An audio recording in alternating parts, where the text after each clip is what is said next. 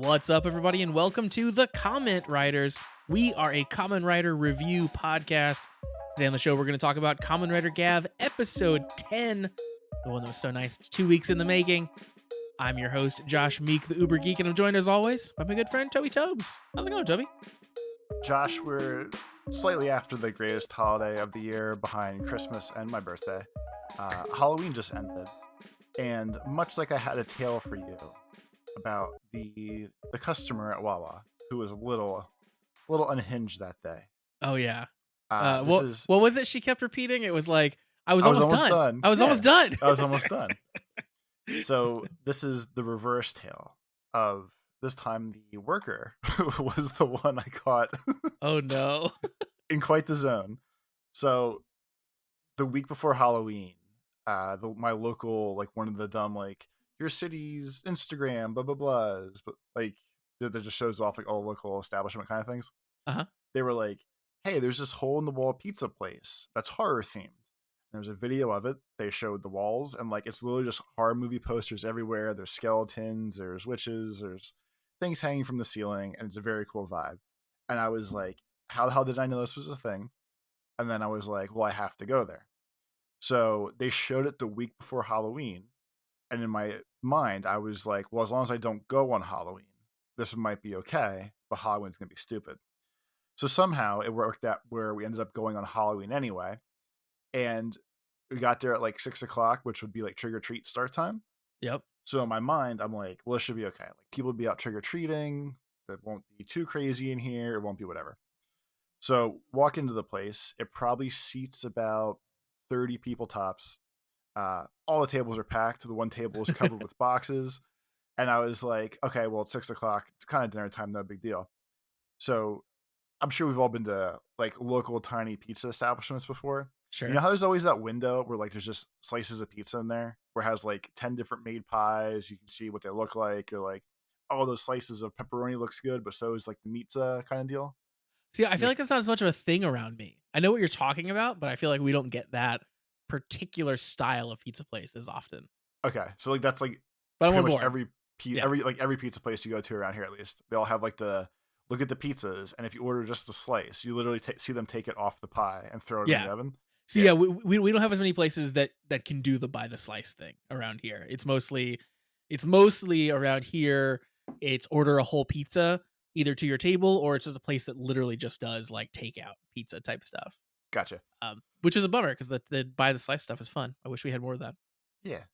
So walk up, thinking about like in my mind, I'm like, well, I read the menu on the way up here. See what we're gonna order. So it's busy and there's no one seating anybody, which some places do, some places don't. Some are just like the guy behind the counter says, just go sit down, we'll come over. So I walk up and the pizza window, we'll call it, has like one dried out cheese slice of pizza, and that's it. Yeah. So I look at it and I'm like, okay, well, it's later in the night. You know, maybe they just didn't have extra pies. Like if I just order a pizza, they're going to make me a pizza. Wasn't that worried about it, but it threw me off for a second. So the girl was like, do you know what you guys want? I was like, can we eat here? And she's like, yeah, just go find a table if you want to. The menus are up here. You have to order up here and you can go sit back down. So we go through the menu. I'm like, okay, we get a veggie pizza, and their garlic knots were in the shape of skulls because scary place. And I was like, this is cool. We get these. No big deal. That's fun. So we order and we go to sit down. And again, we got there at 6 o'clock, maybe ordered by 6:10. No big deal. And I know it's dinner time and I have patience for things and no big deal. But like we're sitting there for like 20, 30 minutes and I'm watching the people behind the counter make the pizza. And there's like 7 people kind of wandering around and only one person actually like touching dough and assembling pizzas to put them into the oven. So I'm watching this, and the person that's making the pizza has like a really bitchy look on her face. And like she seems like she keeps talking to herself and trying to like shake off the stress or something. And I was like, I'm going to kill all these people. Right. Oh, no, we'll get there. So I was like, no big deal. Like it's Halloween. I knew what I was asking for. I was like, the pizza might be garbage, but hey, like I came for the ambiance. Like in my mind, I'm like, oh, this is all a thing. So now like 30 minutes go by, 40 minutes go by, and there's still no garlic knots at least, and there's no pizza at the table. And I'm just watching the people, quote unquote, making the pizza, just kind of wandering around. So the line for this place slowly backs up more and more. and the people around me are all like getting shifty and like stir crazy and stuff. And it seems like nothing's really happening, even though I see people making pizza.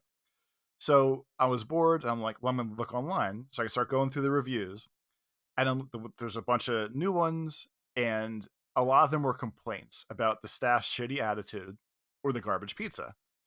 And then I'm like, hey, no big deal. Like, if it's garbage, I went to the spooky place. It's fun. But it's one of those places where the owner likes to respond to everybody, Oh, especially when they're negative. I hate the So reply guys. right. Yeah, it's the worst. All right. So the owner was like, someone was like, the pizza is soggy in the middle and it's kind of garbage, blah, blah, blah. So the owner wrote like, I've been tossing pies for 32 years. He was like, I wasn't there that day. I can't be there every day. I was working on something else. He's like, if you want to come back, I'll make you a fresh one by myself and like, it'll be good. And there's a bunch of complaints along those lines. And one of the responses was, we had no idea that whatever the Instagram page was gonna feature our restaurant, and it's Halloween week. I'm sorry that you had a bad experience, but we were not ready for the amount of publicity we got from Oh, this, and wow. we don't know Okay. how to compensate for it. So at that point, like I mellowed a little, and I was like, no, that's fair. Like it's this tiny hole in the wall place. Like Yeah. it fits 30 people, and somehow there's probably like 5,000 that saw this place. So of course, like the adults like me that aren't trick or treating and stuff were like, I'm gonna go to the scary pizza place. Like that'll be the thing. So the night's going on, and watching the working staff, the pizza lady, like I can see the switches flipping. I can see it go from like I'm having an okay time to I fucking hate it here. And it's funny that I mentioned the my favorite word, the F word, that the fun F word, because at one point, like the people that got there after us were so pissed that they're gonna get food in like we'll call it 45 minutes at this point, that you went up for a refund. And the girl that was working the thing was like, well, it's a credit card, but we can give you a refund, no big deal. The girl slinging the pizza was like, just fucking give him a refund. I don't fucking care anymore. Loud enough I could hear it at a table like 30 or 40 feet away. Oh, it's getting spicy. So now I'm locked in. Now I'm like, I knew she was gonna lose her shit, and here we are. So the cooking lady drops a couple F bombs. She was like, it's a credit card. I don't give a fuck. She's like, just give her cash. And then like she's talking, like she's cursing to the ether and not so much at the people, but she's still cursing a lot. And she's not necessarily cursing at like the customer at this point. It's just sort Yeah. of like the whole experience of working there. Yeah. Like if it was a calm conversation, this would have been like, give her a refund. But she Yeah. wasn't like screaming like, fuck this bitch, give her her money back. It was just like, just give her the fucking cash. I don't care. So after the first one, this starts a tirade the rest of the night of like, I think she was losing her mind because of how busy they were, because it kept getting backed up. They can't make pizzas fast enough because it's basically like the smallest pizza oven you've ever seen. They could probably get 2 pizzas in at once, and there's easily like 10 people waiting for pizzas, with more coming in, with people ordering online. So now the lady, like, I see her getting madder, and she's like, what the fuck kind of pizza is Sweet V? And everyone's like, I'm not sure. Like, it's not a word. And she's like, it's not a fucking word. I know. I'm not fucking making this. And now she's like she's fully gone now. And she's cursing as much as possible, as often as possible, where she's just like yelling, and not at people. Like she's literally not yelling at anybody, but she's just yelling to the world of like, I hate my job. At one point, she was like, everyone was like, oh, Pat's here, some guy they know. And she was like, Pat, I fucking hope you ordered online, 'cause you're not getting fucking pizza otherwise or other than that. And like, I'm just sitting there laughing, and I'm like, part of me wants to record it, and part of me is like, this lady is in a moment right now, and like, I'm not making this worse. Yeah, Like yeah. I read the thing of like, I know why she's losing it. I'm not going to instigate this and be like, well, you guys posted this online, look how shitty he is here. But she just keeps cursing the rest of the night. At one point, she's like, you know what? I'm fucking done. She's like, no more fucking pies are going out tonight. She's like, close the store, stop taking orders. I don't give a shit anymore. Hell yeah. And I'm just and I'm like, trying not to laugh. I'm trying to like just eat my pizza, which I finally got eventually, and it was pretty good. But I'm just trying to eat my pizza and like keep my eyes locked on the situation, but like not make it worse. So at one point, she's like, I'm just fucking done making pizzas. She's like, I'm fucking done. No more pizzas. They can order anything else they want to. No more fucking pies. I don't care. And then I look at her, and like she starts like doing the the crook of your elbow to the face and like the shoulder to the eyes. And I'm like, is she itchy? Is she like losing it for real? And it looks like she's laughing. And then she starts bawling. Oh no. And then I'm like, yeah, I'm glad I didn't tape this or make this worse. Yeah. Like she went through like the entire range of emotions for these Yes. goddamn fucking pizzas on Halloween. And like she like lost it and like she cried for a minute or two. And then she got back out of it. And she was like, she kind of like announced to the room. She was like, I'm so fucking over this right now. She's like, we're not staffed for this. I don't know what the fuck to do. I'm just so fucking over this. And then again, she was like, I'm not making any more fucking pizzas tonight. I don't care. And Oh then my like all of her god. coworkers were like, just don't quit. Don't do whatever. And she's like, no, I'm fucking done with pizzas. She's like, anything else is fine. Just not making any more fucking pizzas tonight. And at that point, I was like, I have to go home now. I was like, I finished my food. I'll let her roll in her Yeah. vibe. It's time to get out of here. But it was That all poor. crazy because like I went on the wrong night and I recognize that. And I bet you if they weren't on like Instagram and Facebook and shit for like a advertisement, I Yeah. bet you it would have been okay too. But like they caught the perfect storm of we can make like one pizza at a time and now 100 people want to come here. Yeah. And this poor woman went through a full mental breakdown over the course of the evening that you were sitting there. Yeah, That's crazy. like it She, seems she good. it's clear she like to like she realized that she was the only person doing work and like getting it done clearly, which like first was stressing her out, and then clearly for like a bit there like was empowering her to like power through. And then towards the end it was just like the breakdown happened, right? Like Yeah, the and like that's like when I started looking up the reviews online. So like that would have been like earlier in the hour or hour and a half we were there. Like she just seemed cranky. And I was like, well, it's kind of busy, but like I don't know, have someone help you make a pizza. Like, there's more people here. Have someone help you do whatever. And that's why I started looking up the reviews because I was like, if she always works here, like, do they always get bad reviews? Is it always slow? And like the bunch of the first reviews were like, it's this is my favorite place, or this place is garbage. The pizza sucks.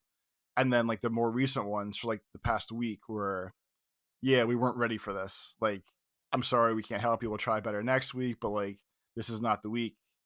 And I think like even when the people working on it too are like, yeah, today's not the day for this. Like, I appreciate why y'all came here, but today's not the day for it. But it was crazy witnessing like the full cycle of emotions from one yeah, person in 1 hour. that's Because I saw crazy. like just like cranky but quiet to like seemed okay to I could see the rage building to like 50 f bombs to the tears to like the happy like at least mellowed out like yeah like fuck this It's place but it's over. okay Yeah, it's like over. I'm done. Yeah, I've accepted this. this is my That's fate crazy. now.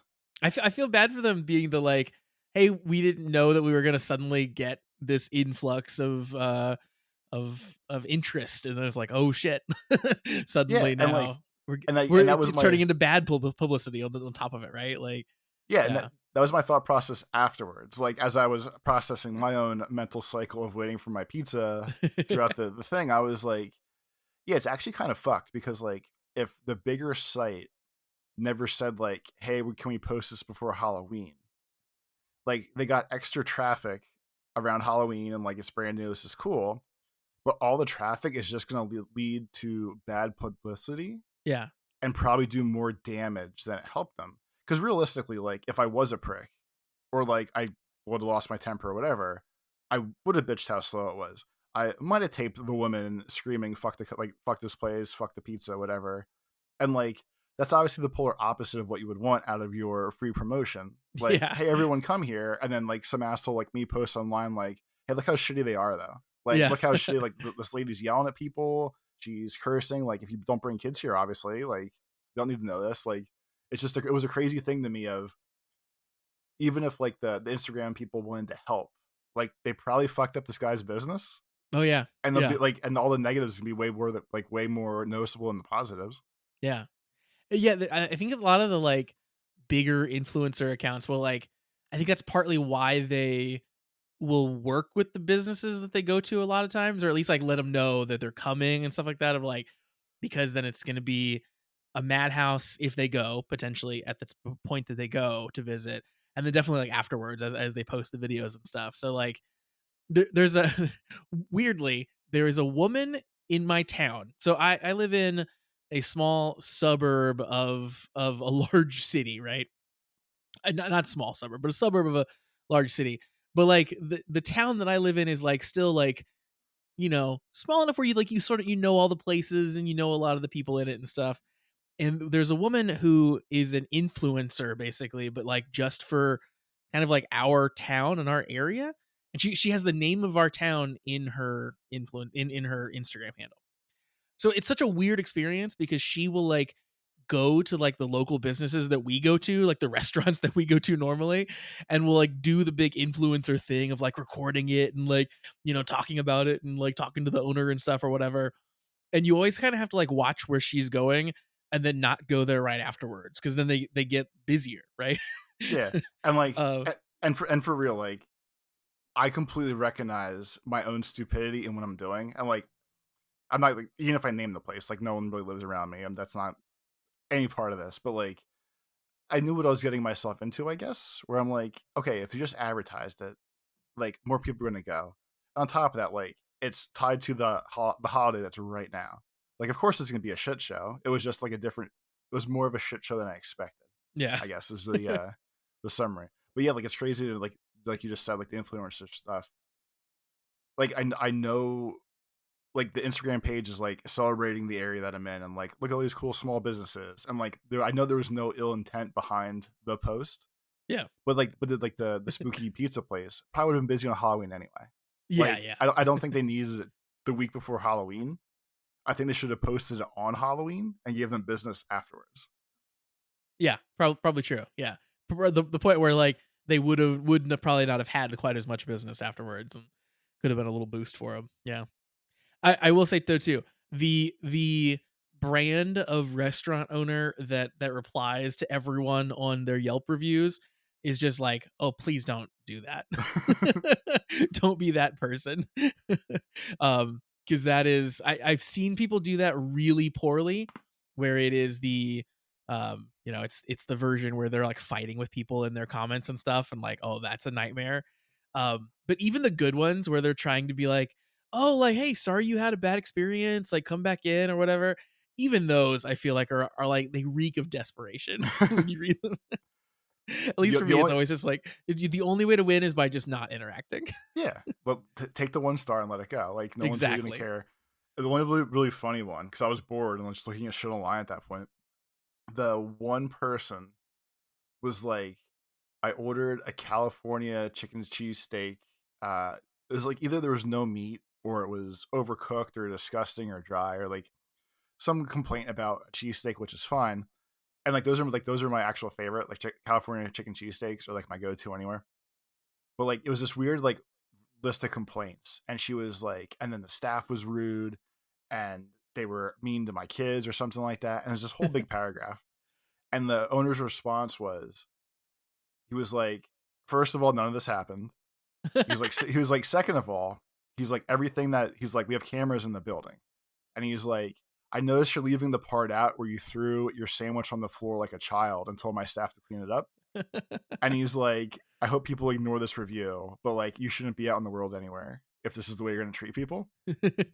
And like, that one I respected, because I was like, hell yeah, like, this lady like came off all high and mighty, like, this place is garbage, it was disgusting. And of course, like, she left out that she threw her sandwich on the floor, but the guy was like, we have videotape of it, just so you know. Like, That's great. I think if you don't respond to every review and that's the one you respond to, then I'm 100% on your side. Yes, like yes, get them. But if you are a reply guy and that's one of your replies, it's just like you're a freaking liar. I'm being like, I don't know, two sides to every story. So, but yeah, that's great. He should have posted the video. That's what he should have done. I mean, like, here's the security footage. Just really put her on blast.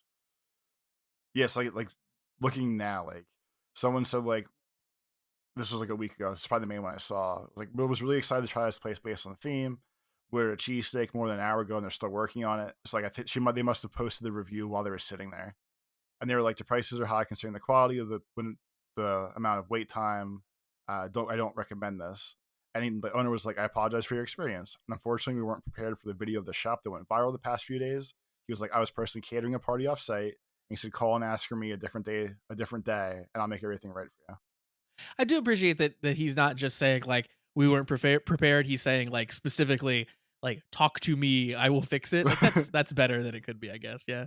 Yeah, there's that one, like, when there was someone basically bitched about the same thing, and he was like, "Hello, I apologize. This is not the normal. A post we're unaware of had 1.3 million views, and me and my staff have been nonstop working since 9 o'clock in the morning. That's Our a phones have been crazy off amount the of hook views. all day to keep up with in-house orders, which are already like 40 minutes behind all the time." He's like, "None of us have time to sit down or do anything."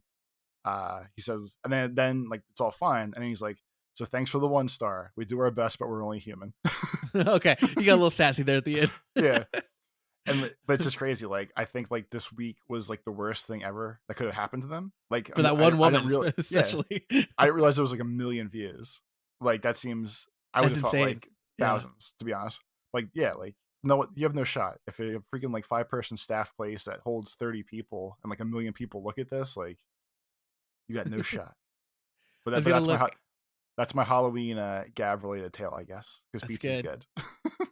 I was gonna look up what some of the yeah. So that woman that I was talking about, her views, uh, she gets somewhere between like 10,000 and 300,000. These are all over the place. This is crazy how different these are.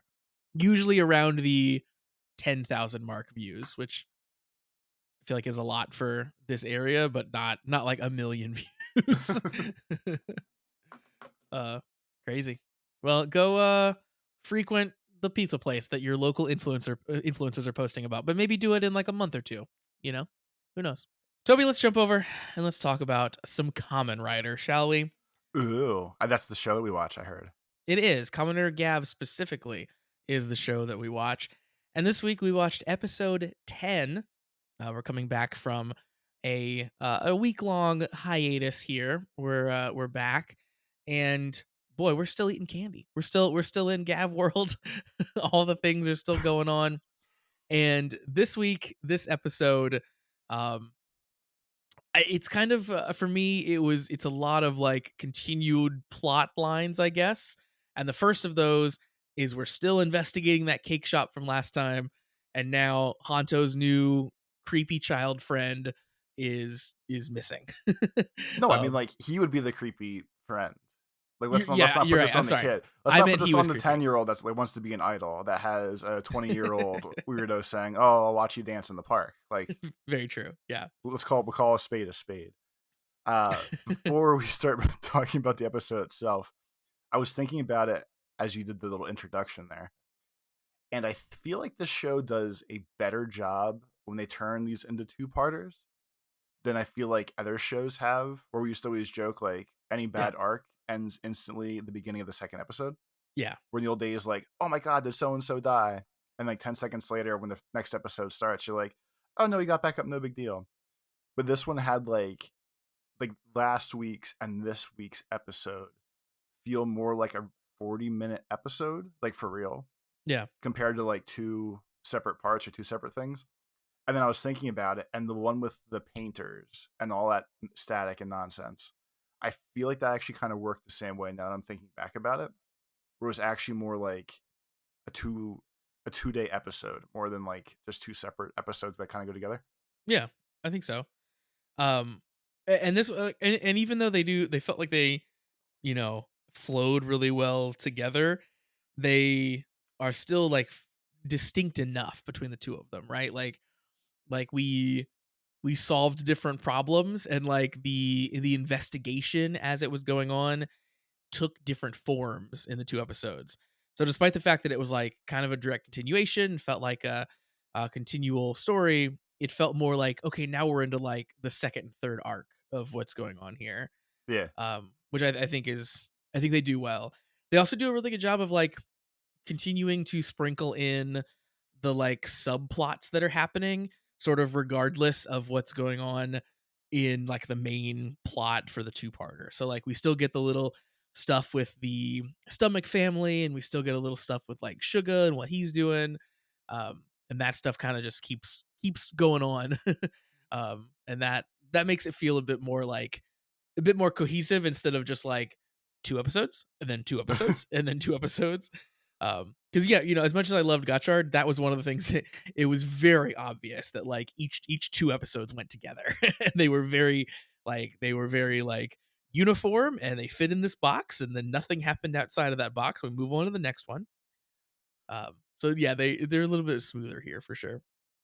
I think it's another like weird kind of thing too, where like it's probably not the right wording for this, but the world itself that they've built here, I guess we'll call it, it feels more like dynamic and fluid and like actually like an open world of sorts, where like it actually feels like everything is just happening in like one giant like space city as like life would actually go on, Oh yeah, and how not so so? much like I don't know, like because like just I guess the way like everything ties together.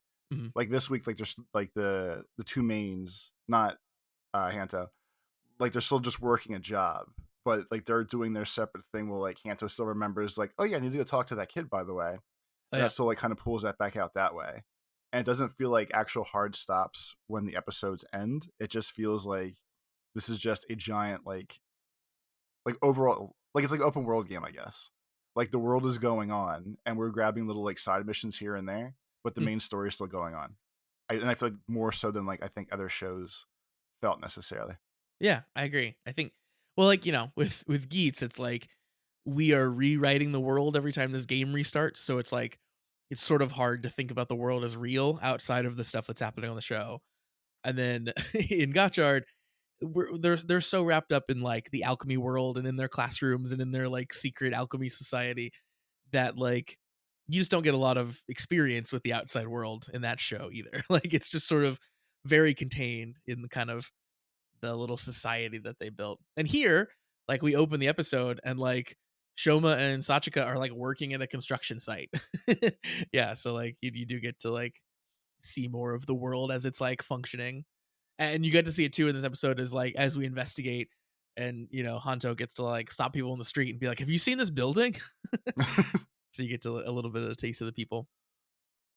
I really like the investigation too, like the idea that the building was being like dragged away and that they had to like track it down to different places.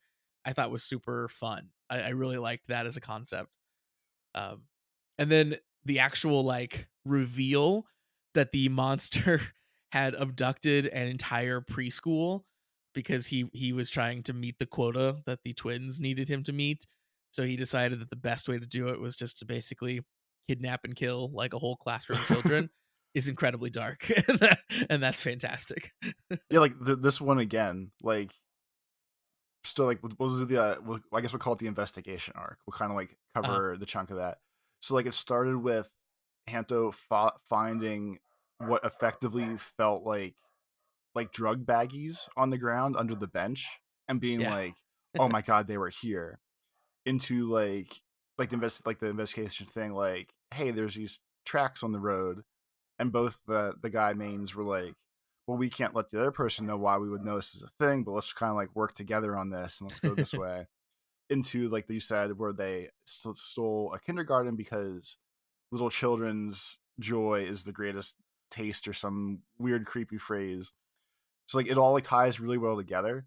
But this episode, I know this show's like it's light, but it has real dark undertones, like the whole candies, drugs kind of vibe and stuff. Uh-huh. This whole episode like was like very heavy on like we give drugs to kids and then we steal kids, and like the Yeah. best kids to kidnap are the ones that are happy because their sadness is delicious. And like it's just like a really like weird, goofy, like dark vibe in the happy show to me. Especially when like he was dangling like his little like bouquet of like 20 kids and like these are my favorites. Please go for the best price. It's like this is fucking weird. I thought for some reason the like the scariest part of it to me was when he is kind of like methodically just boxing up the the giant collection of children that he has just captured. Like he's like putting the lid on it and he's talking on the phone and he's just being so nonchalant about the fact that he literally has like two giant boxes of children that he is about to wheel out of this building. That was the most like I don't know, harrowing, I guess is the word, but like it's very like Pied Piper-esque. Like it's one of those things where it's like light and like you might like tell it as a kid's story, but then you actually break it down. I'm like, oh, this is really dark. This is we're luring children away from their parents and killing them, and yeah, this is great. Uh the investigation arc also made me realize, Toby, that Um, Hanto's a really bad investigator, I think. I don't think he's good at this. He, Like he's he's very bad at like he can't do anything by himself. Like even though no. his whole job and like his boss who he misses and loves, which is fine, like it seemed like they were both working nicely together and it was like a good idea and they were a super team and everything else. But really like without the boss, we've found over time now like oh hey like I can't actually find stuff. I have Chica run Google searches for me once a day and she tells me what's up and goofy things like that and like he's just bad at his job. Yeah, yeah, he needs help for all the internet stuff, and he's hung around Shoma so much now, and they've had to do the, like, "I can't let him know, I can't let him know" thing that, like, he should have picked up by now, that there's, like, something that Shoma is hiding, and he should have connected the dots. I feel like if he was actually an investigative journalist, he would have realized that Shoma is the common writer by now. And like especially today's episode, like when I was going through and like writing notes as it went through and everything, like it's it's so like oddly like ham-fisted, I guess, where they're both doing the same thing together all the time now. And Yeah. they're both like, I need to get away from you. No, I need to get away from you. And like almost like they're reading each other's minds. Like Hanto at one point, right before they fought the monster in the school, was like, I can never turn in the Valen if he's here. I need to figure out some way to get him out of here. And then like I don't know, like the next line is Shoma being like, oh hey, that guy's kind of scary. I'm gonna go around and distract him and think of a plan while you do your thing. And they're both like, yeah, yeah, it's a good idea. It's a good idea. And it still works. It's just really, I guess it's just goofy or like it's getting a little too long now with like the like to use like the Friends as the example, like the will they won't they vibe of like any good like TV show, I guess. Yeah. Like I feel like we're pushing up against my limit of the will they won't they, and they should probably just tell each other who they are, or as all these things keep going on, like they obviously keep getting closer and closer to the secrets. Yeah. At the end of the fight, when they defeated the monster that I feel like was like a giant hermit crab almost. Yeah. We can talk about that fight then. But like at the end of the fight, uh, like Hanto, Valen, whatever, it was like I need to figure out a way to steal some of these little guys because I need them to get power. And Suga's a creep.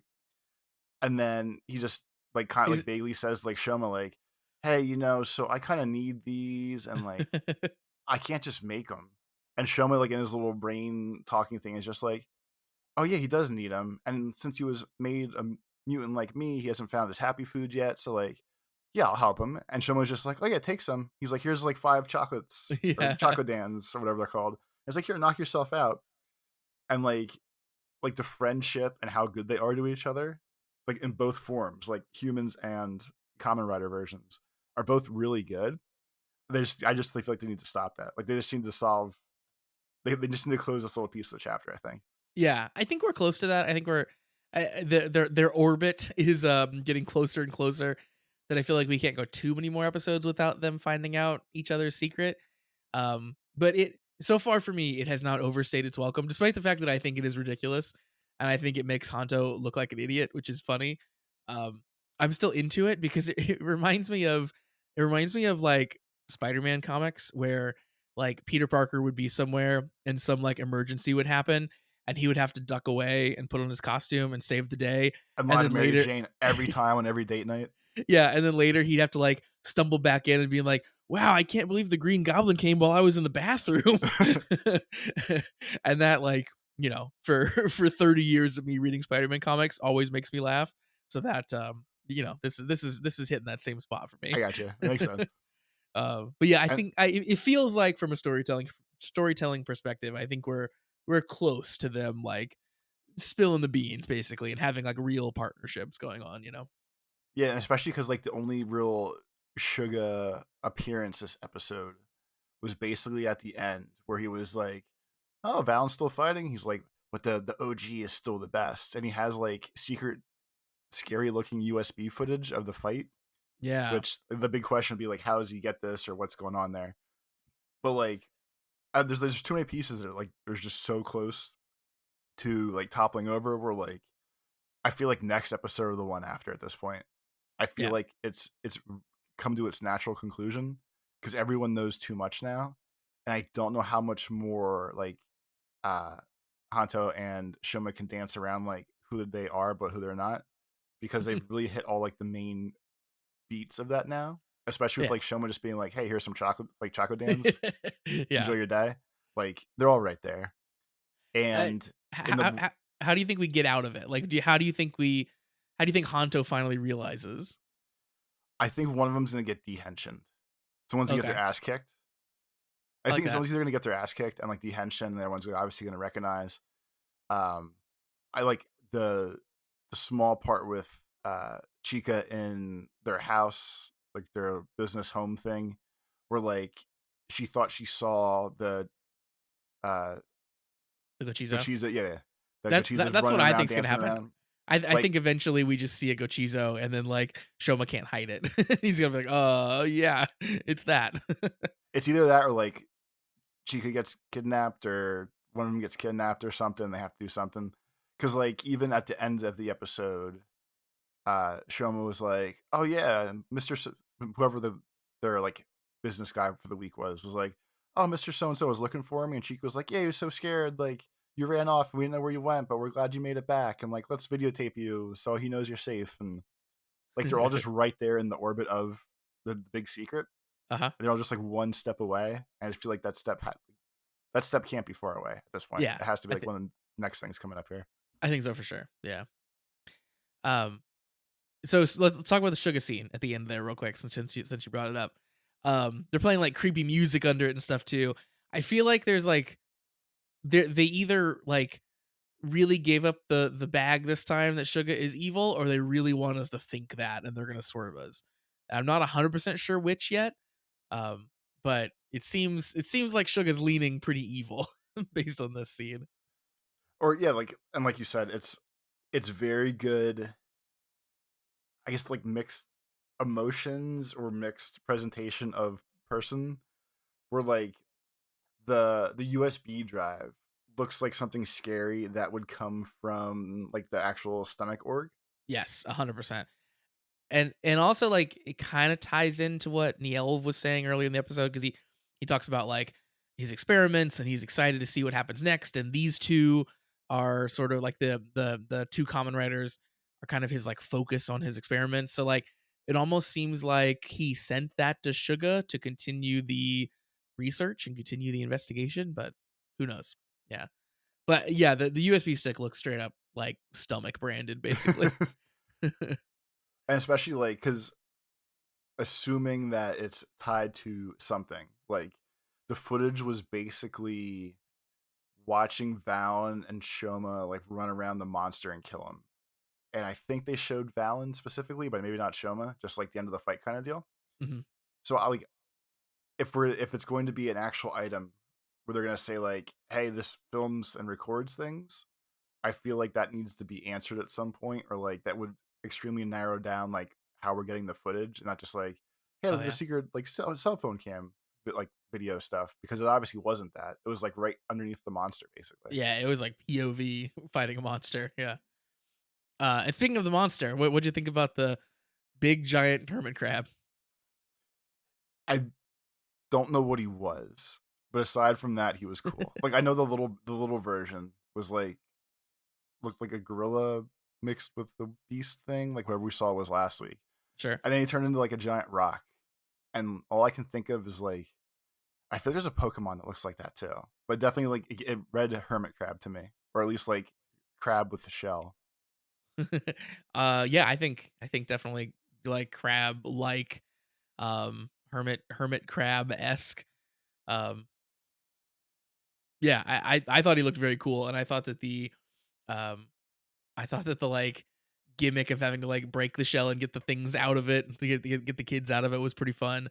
And it's like it's this massive monster. Like we don't really see stuff like that in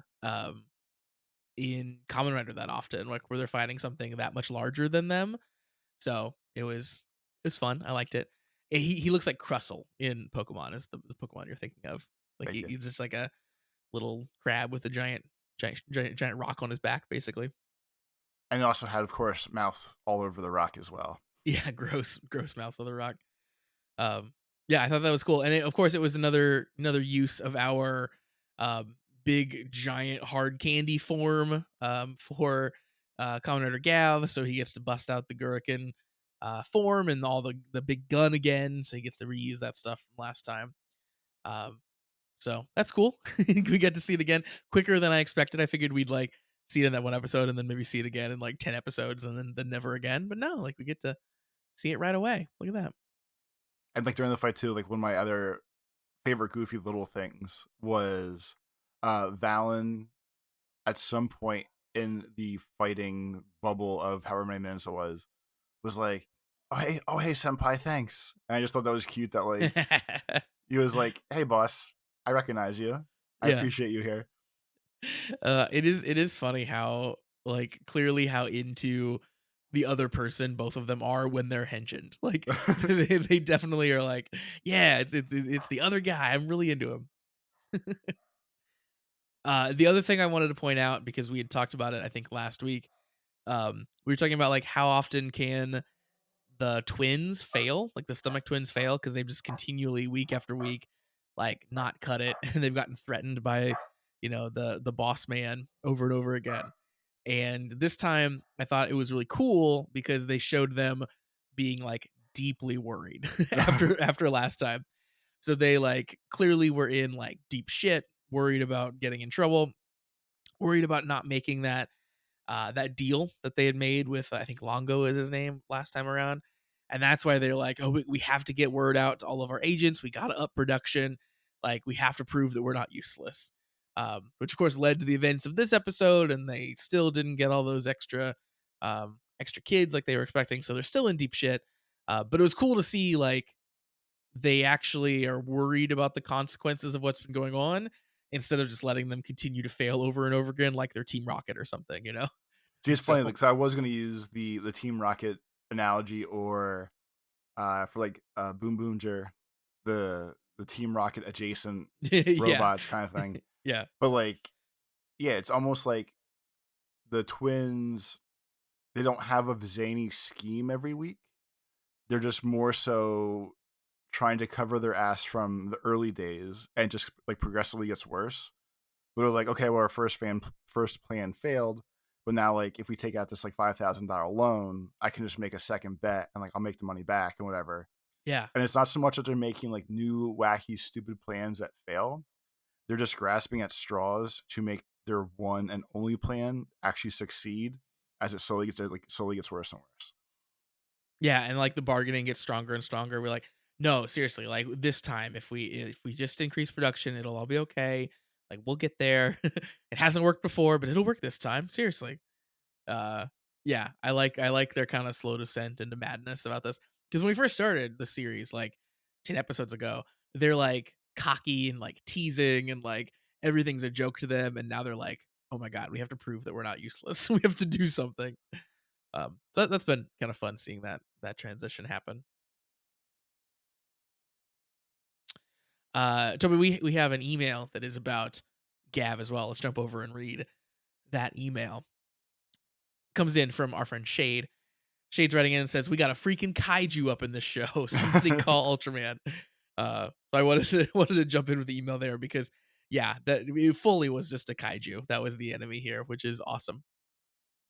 Really, like the fight itself. I mean, like you already said, but it basically felt like if the Power Rangers would fight a monster after it grew, but still as Power Rangers and didn't jump in Megazord. Yeah, totally, totally. Um, and that's like again, it's good justification for like the big giant form. But also just fun too. Fun to see the giant monster. Shade says, "Hello there. I hope everyone had a nice break week. My condolences to any Americans out there. The past 2 weeks seemed exhausting to go through, even for me, who is on the other side of the world." That so true, brother. So true. But hey, even when things are looking grim, Kamen Rider will always be by your side, and also Sentai and the Ultras. All right, let's get to the cool stuff. So, Shade's got some news here. First off is big Sentai news. Shade says the trademark for the next Super Sentai series has just been revealed. Toby, would you like to hear the official name of the next Sentai? Yeah, because it probably won't really mean anything to me if it says it. So It's number one Sentai Go. Hang on, let me make sure I'm getting the pronunciation right. Gojuger. Number one Sentai Gojuger. wasn't that ready, or was it Go Kiger, Go Yeah, Kiger, or something like that? yeah, we It haven't seems very had. close to the same word or It is same very close. Yeah. sequence of words in my limited brain scope. Shade breaks it down. The number one is a straight up pronunciation as number one. It's not a wordplay or anything. And the word Goju is a wordplay on the number 50, which is Goju, because next year is the 50th anniversary of Super Sentai, and the word Ju, ZYU, means beasts or animals. We're So bringing back Wild Force. That's amazing. potentially, yeah. So that's kind of cool. I like the number one part. I think that's fun. Number one Sentai. I think is pretty cool to say instead of Bakuwage. um, Shade says also this is kind of funny because even though they have 50 in their name and it's the 50th year anniversary, this is actually the 49th Super Sentai season. Do you have any guess as to why it's only 49? What happened for 1 year? Well, COVID didn't stop it, did it? Nope, wasn't COVID. It happened in 1978. I don't know. It's a fun one. In 1978, Sentai took a 1 year break because the Japanese Spider-Man show took its place instead. So we should watch Japanese Spider-Man next time. Yeah, have you not seen any of the Japanese Spider-Man stuff? Josh, why would I have seen Japanese Spider-Man? Come on. Okay. We genuinely should watch some because it's great. um it's fun. I haven't watched all of it, but I've watched a fair bit of it and it's fun and weird and ridiculous. Um I won't spoil too much, but it's Spider-Man mixed with a Sentai basically. So like Wonderful. there's elements of like Spider-Man, but then it's like fully elements of a Sentai as well and it's mind-blowing. Shade says, "Okay, on with sorry. Oh, okay. With the big news out of the way, let's get to some Gav related stuff."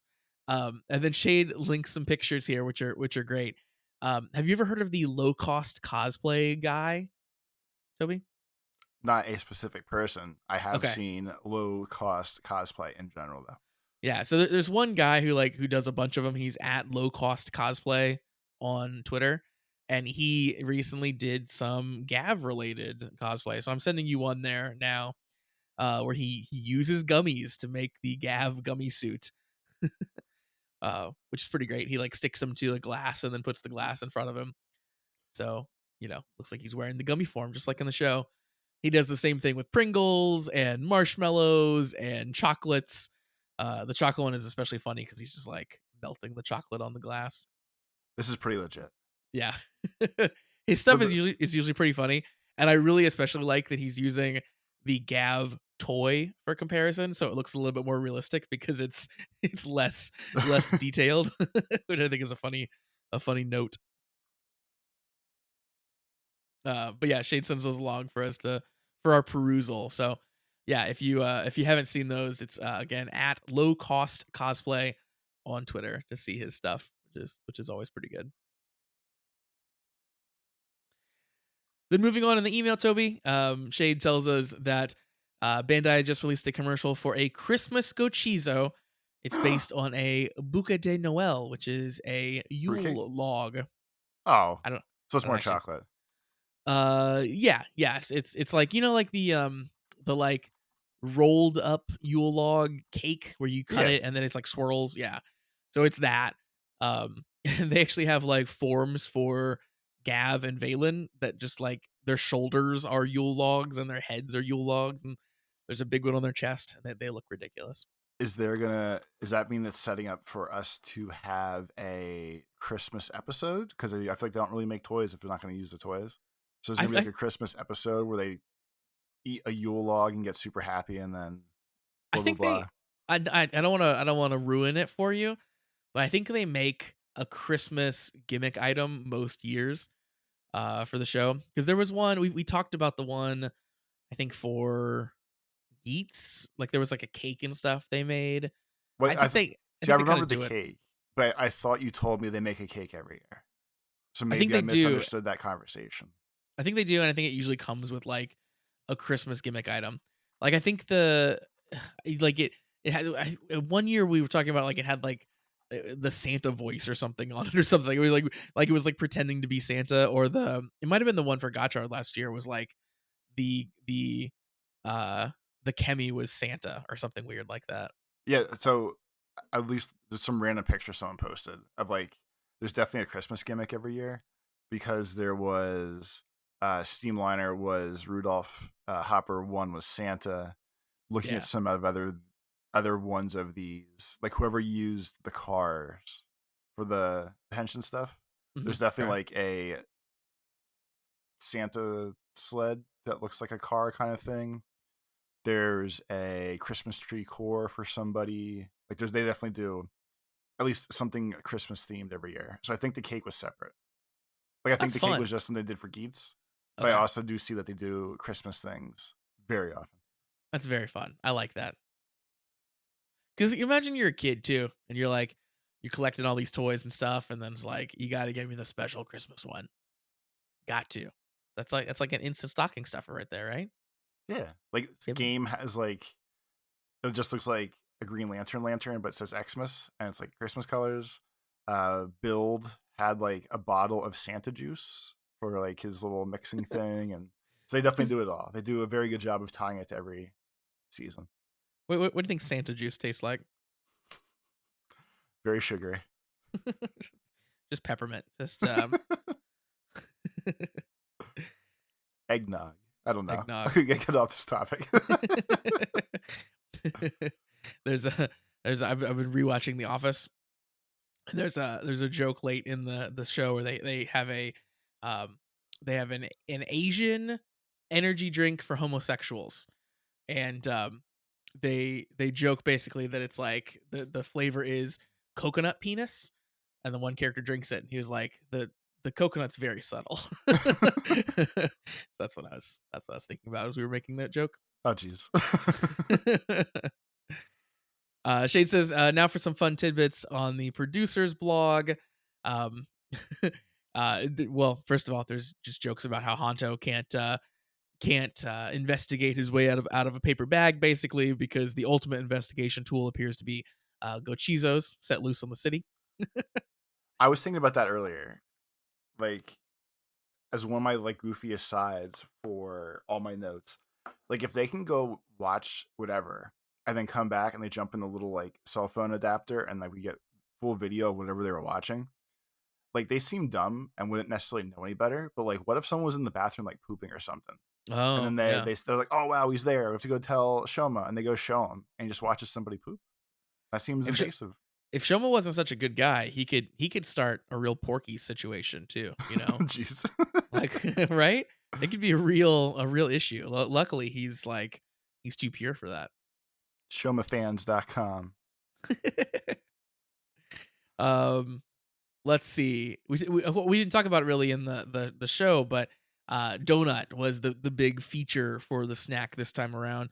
Shoma tries a donut. We have a little like imaginary scene where he like goes through a donut hole, sits on a donut, and he produces a donut gochizo, and we didn't get it used this time around. So please look forward to the Domaru form. The donut form is from the producer's blog. So it's coming, but we just got the creation, but not the use of it this time.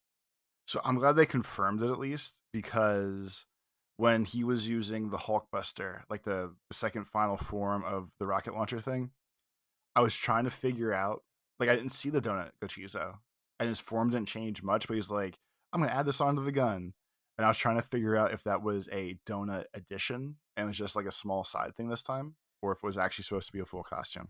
So Yeah, I was I'm glad they confirmed for me that I did not actually miss something. It just hasn't been done yet. same. I was confused on that when I watched it as well. But yeah, it seems like the donut will come later. And then they talk a bit about the kind of CG at the end. That it was used liberally towards the end with the big monster, of For course. the big fight, yeah.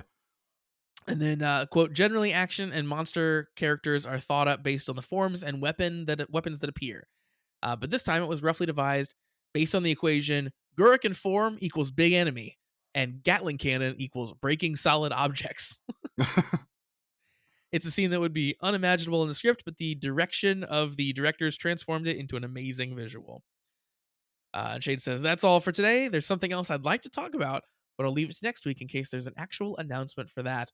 I'm off to watch Boon Boomjer now." Thanks very much, Shade. And yeah, interested in what you're excited about there. We'll maybe find out in the future.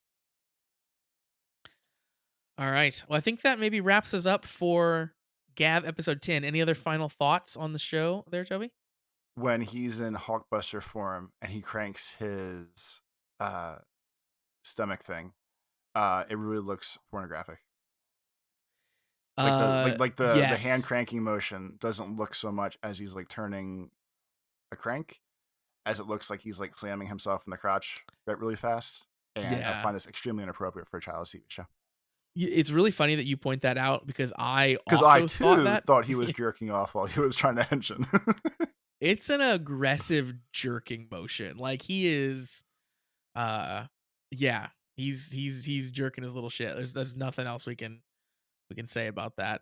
I'm glad that you thought that too, because I thought I was like just a little too in the gutter for that, but now both of us have confirmed that's what it looks like. See, but I like I when don't you get that confirm vibe. this, it doesn't Yeah. make me feel better. Like I feel worse about myself that this is what's going on right now, to be honest with you. But Yeah, that's fair. Yeah, because now you're lumped in with me, because I'm the problem, and you have found yourself in the same boat as the problem. Yeah, the ship's going down. yeah. And I don't feel it. I don't feel that it's like weird and pornographic when he does it normally when he's regular sized. But yeah, when he's in the gherkin form and he can't really reach it super well, and it's like, yeah, it's a weird motion. It's a weird motion to have him do in that form. He can't get the hand around the whole way, so it just Yeah, he's is. just smashing it. He's just smashing it exactly. And we hope you out there are mashing that Jesus subscribe button. Christ. that was a pretty good transition. I'll give you Thank that you, one. thank you. Of course, we also have a Patreon. Well, first, let me tell you about the email address, which is cast@commonwritersucks.com. We love getting emails from all of you out there. And also, we have a Patreon, patreon.com/thecommentwriters. You get access to our Discord. You can hang out and chat with us all week long. And you get access to our bonus content where we do usually 2 episodes of a watch and react every single week. Right now, we're watching Kamen Rider O's and Boon Boomjer every week, and you get to watch along with us, hear us joke over the show. It's kind of like Mystery Science Theater, but for tokusatsu. It's a lot of fun. And if you sign up, you get access to all of our bonus content that you could possibly want since the beginning of time. So you can binge all the stuff that we've watched so far. Things like Black Sun and Xaid, and you can catch up on the 30 odd episodes of Boon Boomjer we've watched so far. A bunch of movies and specials, so there's a ton of content up there. And we also recently put up collections for purchase. So if you don't want to sign up for a monthly fee, but you want to check out what we're doing, you can just buy some stuff a la carte too. So again, check that out at patreon.com/thecommentwriters. We have 130 videos on this website as of right now, Josh. That's crazy. 130 pieces of content for all the wonderful people. And if that doesn't sound like a great deal, even better, since Bakuwaje, the greatest Sentai season, is almost over. Last time we needed to switch shows, we put it out to the people of our Patreon. You can vote for which show you want to see us or listen to us watch next as you watch and listen with us, or however that summary of items and things go. But if you are part of our Patreon, you can help decide what we watch next. So if there's a season of something you love the most, or if you think watching Japanese Spider-Man with Josh is a great idea, you got to get in there and strike while the iron's hot. That's right. Yeah, so we're nearing the end of Boon Boomjer there. So if you have a strong opinion about what we should see next, then you need to sign up and make your voice heard. Or if you have a stronger opinion of what we shouldn't watch, I'll also accept that. That actually might be a better idea, where everyone tells us what not to do, and we Yeah, just work around that. I like that. People get to like do band picks like it's a ranked fighting game. Yeah. That's good. That's funny. I like that. Now, what happens? So let's see. So let's say someone bans something and then someone votes for it. Does that equate back to like to even? it's like it's not on the board. It is the board. We'll have to figure out the specifics. If someone. I think the best way to do it is like we just like randomly pick like 10 shows or 10 seasons of something, Uh-huh. and we just tell everyone like, if you don't want us to watch this, you tell us that, and then like the odds of getting picked are lower, if not completely gone. We'll have Okay. to have enough items where like if everyone bans everything, we're stuck with like one show. Would be like the best way I think to work in reverse. That's fun. Well, we'll find out soon enough here. All right. So that is going to wrap us up for this week. Again, we hope that you had a good time. We hope you join us on the Patreon, patreon.com/the comment writers. And most of all, we hope that you join us back here for next week when we talk about Gav episode 11. But until then, have a great week, everybody. Peace.